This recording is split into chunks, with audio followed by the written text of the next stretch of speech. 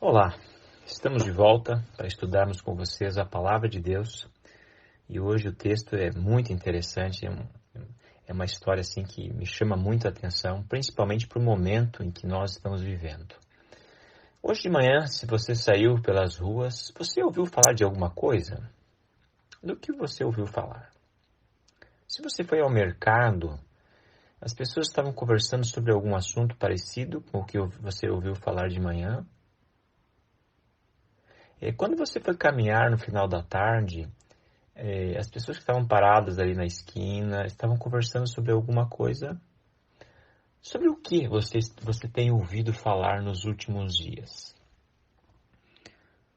É algo que te preocupa? Que tem te tirado o sono? É algo que você acha que você tem potencialidade de resolver? Ou é algo simples do dia a dia? Você está na sua vida de rotina? Ou você entrou numa esfera que você talvez nunca experimentou na sua vida? Se você fizer a mesma pergunta em qualquer lugar do mundo, a resposta vai ser a mesma. O mesmo problema em todos os lugares. É interessante, não é? Talvez você nunca tenha parado para imaginar este acontecimento. Pois bem, ele está aí diante dos seus olhos. É um acontecimento anormal. Não faz parte da normalidade. Nós estamos muito acostumados com coisas normais, do nosso dia a dia, do nosso mundo, da nossa rotina. E quando algo anormal acontece, isso nos chama a atenção. E eu queria, nesse momento, discutir com você um pouquinho esse assunto. Porém, eu não queria discutir da forma como o mundo está discutindo. Eu não vou falar para você o que muitos têm dito, como, por exemplo, que aquele rapaz estava andando na mata e foi comer uma fruta e dentro da fruta tinha um morcego. E aí o mundo todo está em pandemia hoje. Eu não vou falar disso para você. Isso você já sabe. Eu não vou analisar os prós e contras, né? Da cor do morcego, o tamanho do morcego, o perigo do morcego. Eu não vou falar desse assunto. A mídia hoje já está falando demais, tem muita informação. Vale a pena se informar a respeito desse assunto, mas eu não quero tratar desse assunto. Eu não vou trabalhar com você esse viés da história. Eu quero trabalhar com você o outro lado da história. Talvez o outro lado que você não está parando para ver. Talvez você está vendo apenas um lado. Eu já mencionei outras vezes, em outros momentos, que Deus ele fala conosco através de ilustrações. Nabucodonosor, o rei tão importante de Babilônia, ele tem um sonho. E o que ele vê no sonho? Uma imagem? Não, ele não vê uma imagem. A imagem era apenas uma ilustração do que Deus gostaria de lhe ensinar. Nabucodonosor está vendo naquela imagem a história da humanidade. As pessoas comuns apenas veem a imagem, mas as pessoas que usam o óculos 3D, eles veem o que está por detrás da imagem, o que Deus está tentando dizer, a informação que Deus está tentando nos dar. E eu queria começar hoje com você uma série até esgotar esse assunto, sabe? Porque isso está te preocupando, está te tirando o sono. E você não está dormindo direito, não está comendo direito e você não está vendo uma luz no final do túnel. Cada vez que o tempo passa, parece que a luz vai diminuindo, né? Pode ser que aí, semana que vem ou amanhã, tudo volte ao normal. Mas eu gostaria que nós meditássemos a respeito desse assunto em um lugar seguro.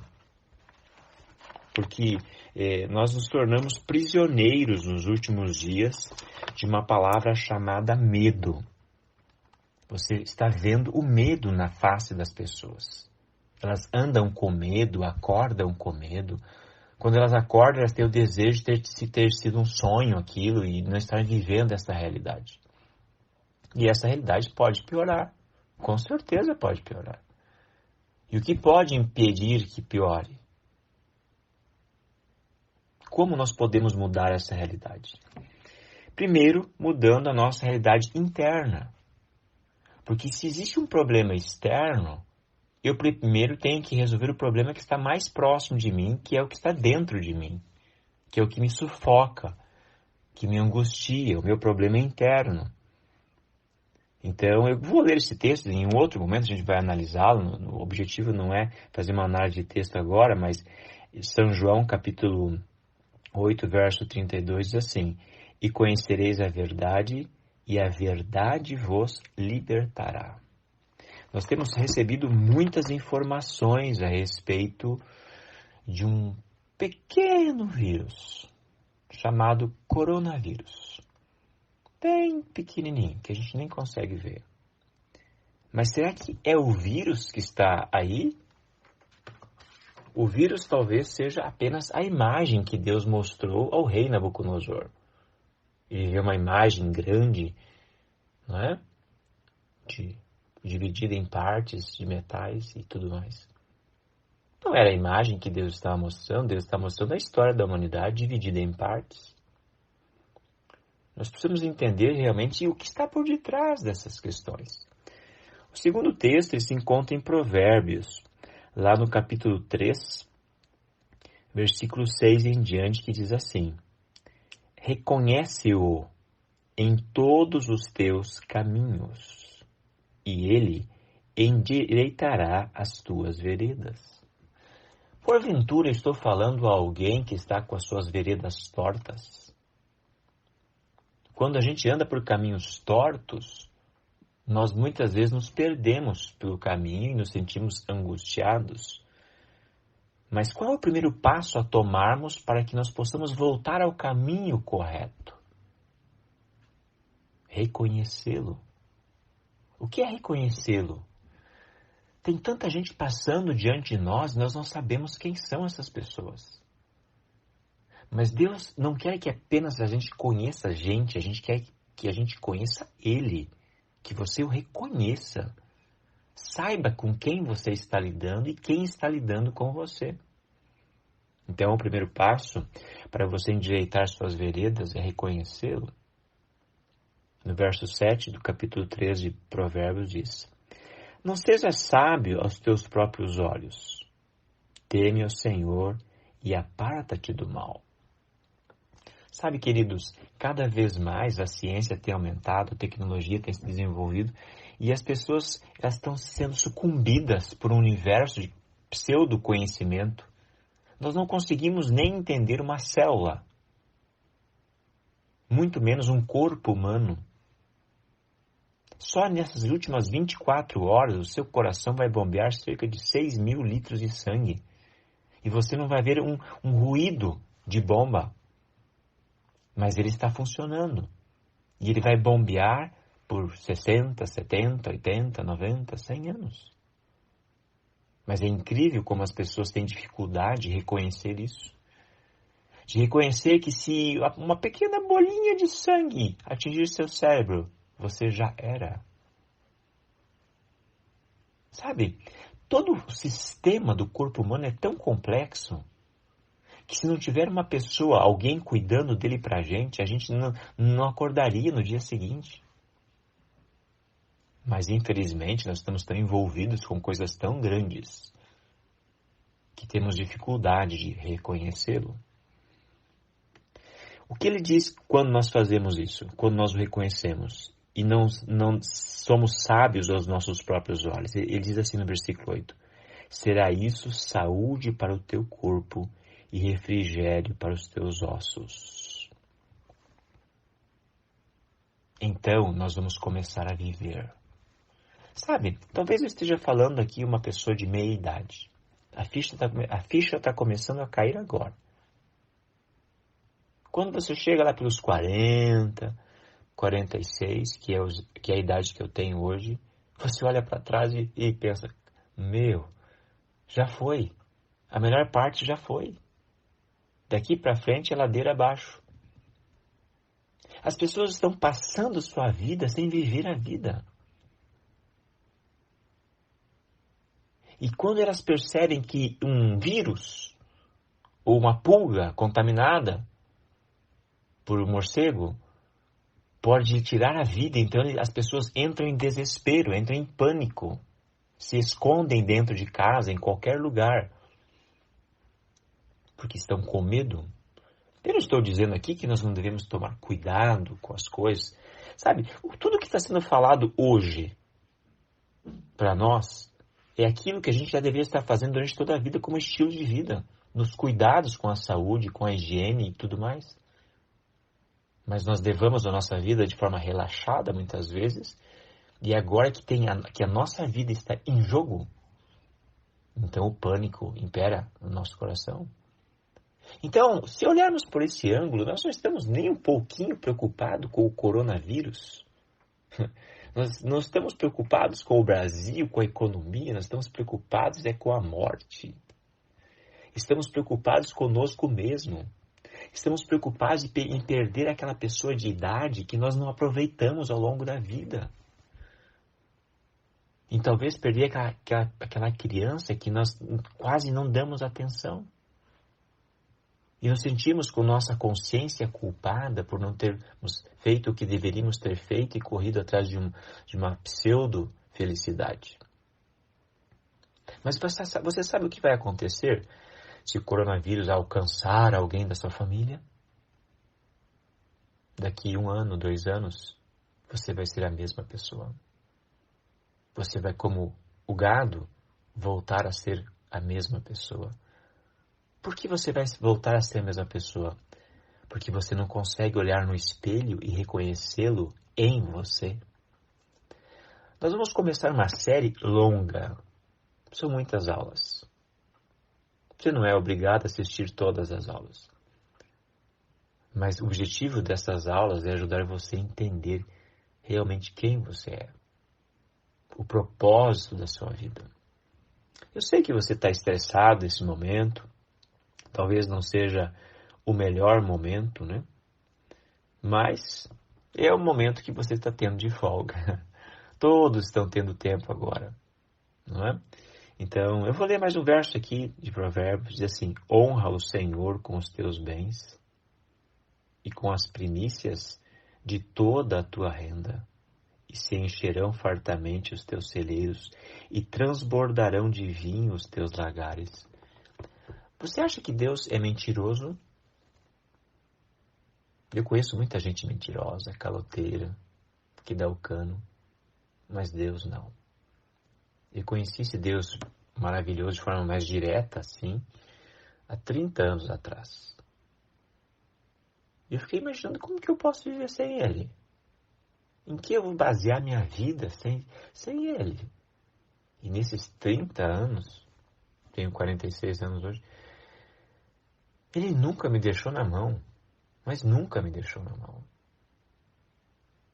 Eu não ando na rua descuidadamente hoje por uma questão de respeito à comunidade e também de princípios de saúde. Ninguém é louco de andar por aí, não é? Lambendo o chão, nas condições que o mundo se encontra. Mas ter medo? Medo de quê? Afinal de contas, o que é o medo? Eu queria levar você agora a refletir. As histórias que nós vamos compartilhar com vocês, elas vão e voltam, tá? Em algum momento a gente volta nelas, porque elas têm muita profundidade no contexto, no texto em si. Então eu não estou muito preocupado assim em tratar desses assuntos com vocês daquela forma toda ética, certinha. A gente vai conversar. Cada dia, cada noite a gente vai conversando, vamos trocando ideias. Mas eu queria que você hoje, se você está com medo, eu queria que quando terminássemos essa conversa, você levantasse sua cabeça, misericórdia. Levantasse a sua cabeça com dignidade no coração. Talvez um dos maiores vírus, digamos assim, um gigante vírus, ele foi enfrentado por um garotinho. A nação de Israel tinha um propósito, tinha um foco, uma missão, não é? Porém, os adversários eram fortes e poderosos e tinham um vírus. Interessante, não é? Hoje todo mundo está correndo de algo que não está enxergando, né? E agora os soldados se preparavam para a guerra, montavam suas fileiras, e então quando estavam cobrando ânimo para o ataque, os inimigos, os filisteus, eles enviavam um cartaz mostrando a foto de um vírus. E o vírus aparecia de manhã e à tarde. Sabe, se você andasse pelas fileiras do exército de Israel, a única coisa que você ouviria falar era do bendito vírus. Todo mundo tinha medo dele. Ninguém queria encarar o malvado. Ninguém queria. Você viu o vírus? Olha o tamanho dele. Olha a armadura do vírus. A lança que ele possui. A couraça dele. E eles não conseguiam comer mais sem falar no bendito vírus. Ou no maldito vírus. Eles não conseguiam andar, eles iam fazer caminhada no momento de folga, falando do assunto do bendito vírus. Sabe, queridos, tem coisas que a gente tem que entender que não são para o nosso métier. Que não é para o nosso tamanho. Tem coisas que pertencem a pessoas grandes. E quando a gente não consegue dar conta daquilo, a gente passa adiante o assunto. Mas no caso, o exército e mesmo o rei, que era o líder, onde estava o líder? Estava almoçando, discutindo sobre o vírus. Todos do exército tinham um único foco. E o foco de todos era o vírus. Vírus para cá, vírus para lá.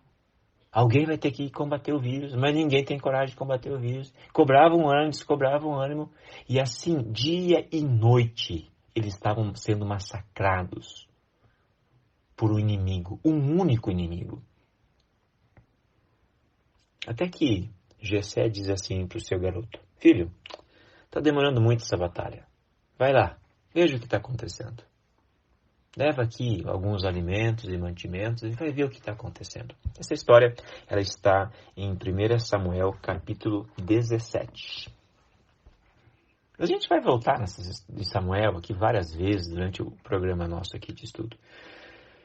Então, Davi, que estava num outro universo, que nem sabia do que estava acontecendo, estava vivendo a sua vida, a sua missão, seu ministério, que era cuidar de ovelhas. O foco de Davi era as ovelhas, não era o vírus. Ele obedece a ordem do pai, levanta de madrugada e vai.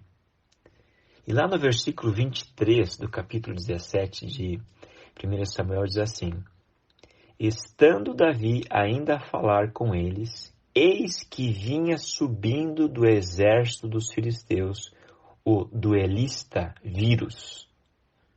O duelista cujo nome era Golias Vírus. O filisteu de Gate, e falou as mesmas coisas que antes falara. E Davi ouviu, se lascou. Se lascou.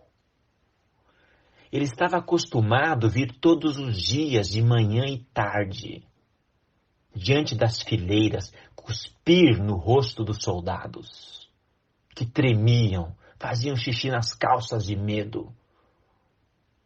Ele já estava acostumado a fazer isso, dia após dia. Olha para trás. Veja quantos dias faz que esse gigante está cuspindo na sua cara e na cara da sua família. Olha para trás. Está com medo? De que lado você está? Se estamos com medo de algo que não conseguimos ver, como vai ser no dia da crise, quando veremos as coisas face a face? Como vai ser? Que exemplo estamos dando a nossos filhos, a nossas esposas? Se lascou. Falou para a pessoa errada na hora errada. O garoto ouviu. E quando o garoto ouviu, o sangue subiu. E ele olhou para uma pulga e não para um vírus. E disse: quem é esse cachorro? Esse imbecil? Esse carinha de nada que está aí diante de mim, afrontando o Deus de Israel? Queridos, existe um Deus, então reconheça-o. Vamos reconhecê-lo. Vocês acham que um presidente de Estados Unidos, de China, sei lá de onde mais que seja, maior do que Deus?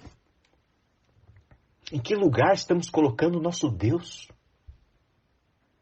Debaixo do chinelo de um vírus? Nos escondendo atrás da cortina, embaixo da cama? Mas eu estou com medo. Abre sua janela e veja os corpos estendidos na rua. Quantos corpos você já viu? As pessoas sangrando nos hospitais. Quantas pessoas você já viu?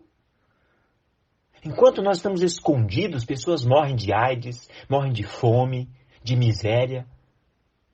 Se continuarmos escondidos, daqui 30, 60 dias, o vírus não vai fazer nem cócega do que o mundo vai sofrer. Quando você não puder mais andar nas ruas, porque não haverá mais segurança em lugar nenhum quando a fome bater. Não estou dizendo para você sair de casa sem cuidado e não a seguirmos as recomendações do governo. Não estou dizendo isso. Temos que ser cautelosos, sim. Mas tudo tem um limite. Vamos raciocinar. Tudo tem um prazo, tem um limite.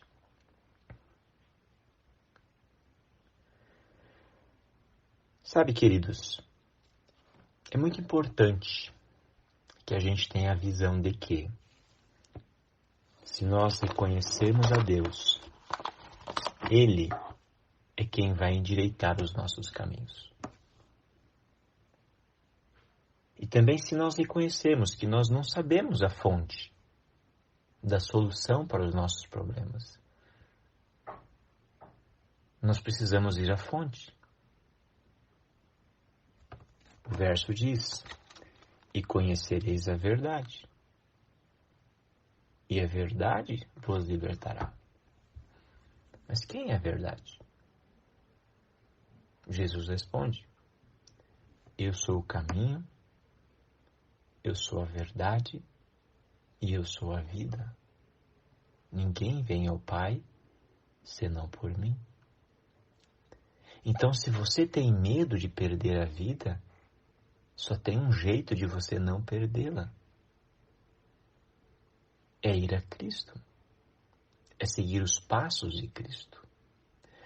Então eu quero te dizer, você que está no seu lar, que é o chefe do lar, que é o homem da casa, Deus te colocou para ser cabeça, não cauda. Existe um caminho que precisa ser endireitado. E esse caminho, o verdadeiro caminho, é Cristo. Ele é a verdade e Ele é a vida. Você sabe o que vai acontecer com você daqui 10 anos, 20 anos, 30 anos? O vírus vai matar você. O vírus está matando as pessoas desde o Gênesis. Olha para trás, quantos estão vivos? Nenhum. Todos morreram. Você também vai morrer. Então não fica assustado agora, porque agora ou depois você também vai. Mas se você olhar para Cristo e não para o gigante, se você olhar para Cristo e não para o vírus, então você vai ter a vida. O que está acontecendo é uma sacudidura na vida das pessoas, para que elas possam valorizar a vida. Deus não causou o mal, Deus nunca causa o mal, mas às vezes Ele remove um pouquinho a mão dele, e nós sentimos já o peso. Eu quero dizer para você que Deus está no controle da situação. Você não precisa ter medo. Você deve ter medo se você não estiver no caminho. Aí sim. Mas se você estiver no caminho, fica tranquilo. Então eu vou te dar um conselho. Se você está de folga, porque pedir para você tirar uns dias de folga, vai ler a Bíblia. Lê a Bíblia. Vai fazer uma caminhada. Convida a sua esposa. Encontre um local mais tranquilo, né, para caminhar. Com menos gente. Tome os cuidados necessários que são pedidos para a gente. Não tem problema nenhum de você tomar esses cuidados. Mas desconecta um pouco da sua cabeça do que está acontecendo. Senão você vai morrer antes do vírus te pegar. E se o vírus não te pegar e continuar desse jeito, vai morrer todo mundo de fome. Então desliga a sua cabeça e foca a sua cabeça em Cristo, tá bom? E assim, eu vou estar com vocês, se possível, todos os dias daqui para frente. No que depender de mim, todos os dias. Pra gente conversar um pouquinho, sabe? Sair um pouquinho dessa noia de igreja fechada com 4 paredes, onde canta, senta, canta, senta, canta, senta. Agora tá todo mundo em casa, né? Então vamos conversar em casa. Em casa a gente bate um papo assim mais aberto, né? Mais tranquilo. Então vamos conversar um pouquinho sobre esses assuntos tão importantes que é a sua vida. O que você precisa e eu preciso é uma vida transformada no modelo de Cristo. Cristo é o nosso modelo, não uma bactéria, um vírus. Que Deus te abençoe. Que Deus conforte teu coração. No próximo episódio, a gente vai discutir um pouquinho de como vai ser a batalha aqui, tá bom? Paramos uma parte interessante, não é? Davi se sentiu, né, incomodado com o vírus e vai resolver o problema, tá? Vai liquidar a fatura. Então fica tranquilo, se um garoto resolver o problema, Deus vai resolver o problema nosso também. Porém, nem sempre da forma como a gente quer. O problema maior muitas vezes está dentro da gente. Nossa vida egoísta, centralizada em nós mesmos, não é? Focados em nossos próprios interesses pessoais. Agora não. Nossos interesses pessoais já foram por água abaixo. Até é o momento de reconhecermos a Deus. Sabe, hoje antes de dormir, dobre seus joelhos e reconheça-o. Isso vai fazer bem para você. E peça a Deus, Senhor, quero sim andar nos teus caminhos. Hoje eu vou orar com você, então curva sua fronte e não perca o próximo episódio, tá bom? A próxima aula vai ser bem legal, tá? Vamos orar. Pai querido, muito obrigado, porque nós não somos filhos de uma bactéria. Não somos produtos de uma evolução, de um processo evolutivo. Nós somos filhos e filhas de Deus. Deus é muito bom. E estamos felizes porque nós confiamos a nossa vida nas tuas mãos. Toma a nossa vida e que a nossa vida cumpra o propósito pelo qual o Senhor designou. Abençoe a cada pessoa que sofre nesse momento, mas que o sofrimento da alma seja aliviado, porque Jesus está lá, o nosso grande combatente. Abençoa-nos, fica conosco, te pedimos, em nome de Jesus. Amém.